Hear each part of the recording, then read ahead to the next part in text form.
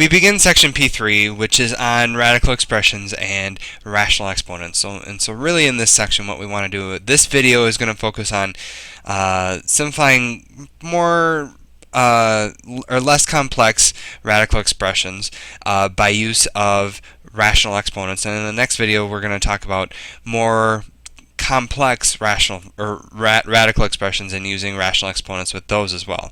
So just some terminology to get out of the way. The entire radical expression looks like this. So you'll see a root with a value of n out in front, and the value underneath we call the radicand, and then the n, you could think of it technically as the degree of the root, but in general we just say it's the nth root. Typically, if you don't see that there's a 2, so we say that's the square root, which you've probably seen quite often.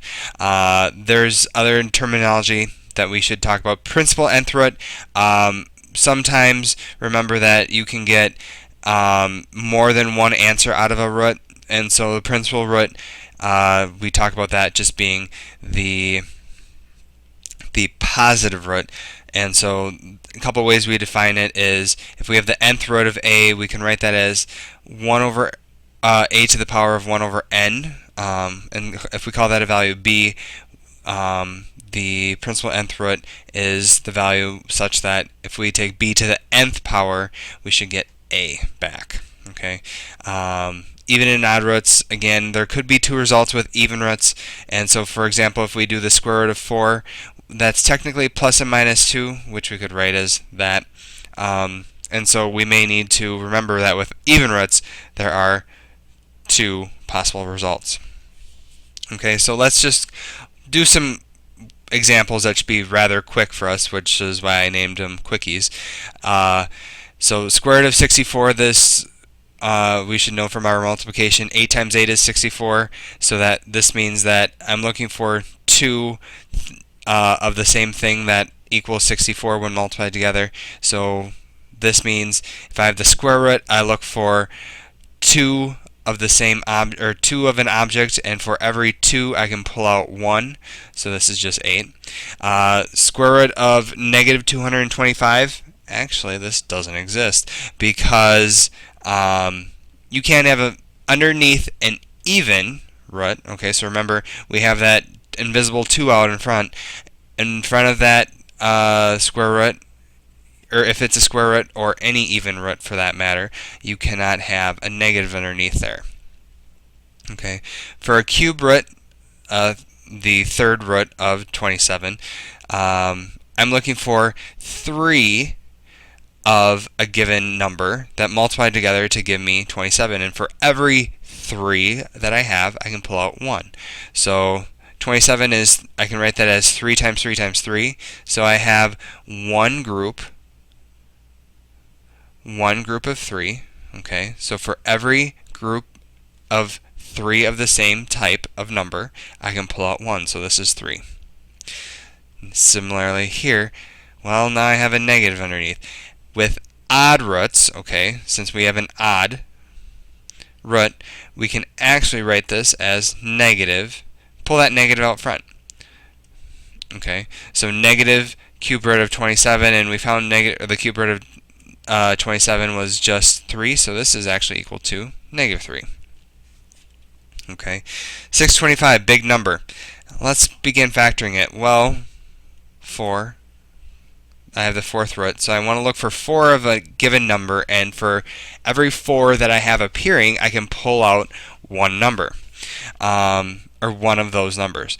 So I see there's a 5 that goes into this, so this is 5 times 125. Continuing the factorization, 5 times 125, that still has a 5 in it, and I get 5 times 25, and well, that's 25 is 5 times 5, so that's 5 times 5 times 5 times 5, and so I have one group of 4 5s, so that just becomes 5, because I can pull out for every group of 5, or every group of 4 numbers, I can pull out one of them. So the answer is just 5 here. All right, and so now, up until now, we've been talking about radical expressions. And so now what we want to do is we want to connect the idea of radicals and exponents. So we saw this on the very first slide. If we have the nth root of a, I can write that as a to the 1 over n. Okay. Notice that there was a 1 as an exponent appearing on a. And so that exponent on a went into the numerator, and the denominator is actually whatever our root is. Okay. So in general, what we want to focus on is this. If we have the nth root of a to the m power, we can rewrite it as this. Pull the exponent on m out, but most importantly is this idea here. If we have the nth root of a to the m, we can rewrite that as m, or a to the power of m over n. And so that's the idea that we're going to be using shortly here.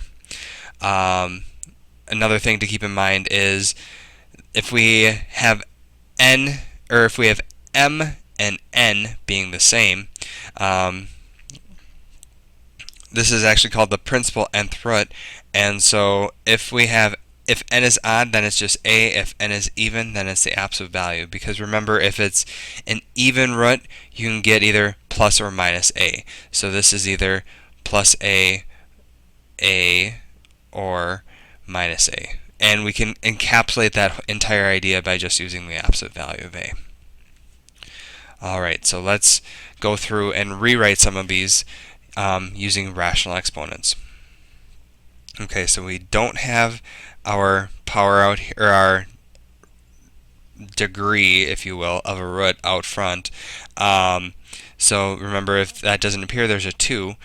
And so I can rewrite this. 16 is the base of my exponent. Okay, I'm going to just compare to this. And n is 2. And m here was the power on 16, so that's 3. So this is equal to 16 to the 3/2 power. Okay, this one I have minus 13 squared to the 5th power. Well, remember, if I want to, I can pull that negative out front since it's an odd root. So this is negative 5th root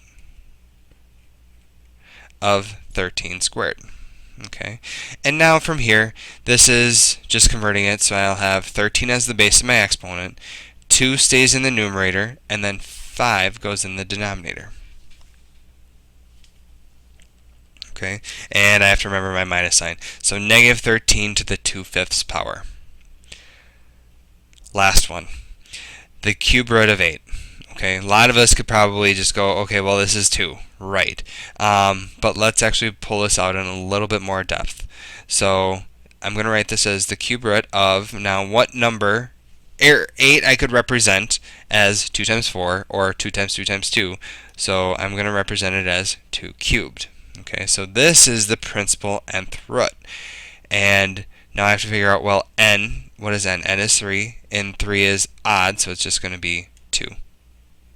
Okay, just for a little redundancy. Now, great, so we can do all this, but what's the importance of converting a radical to an exponent? Well, remember in section P2, we had all those nice properties of exponential expressions. Okay, so if you don't like working with radicals, you may like working with exponentials a little bit more. So feel free to convert it from a radical to an exponent and work with a radical, or work with an exponent instead. A lot of the times it's a lot easier. Alright, so that's the end of this video. In the next video, we'll talk about simplifying more complex radical expressions.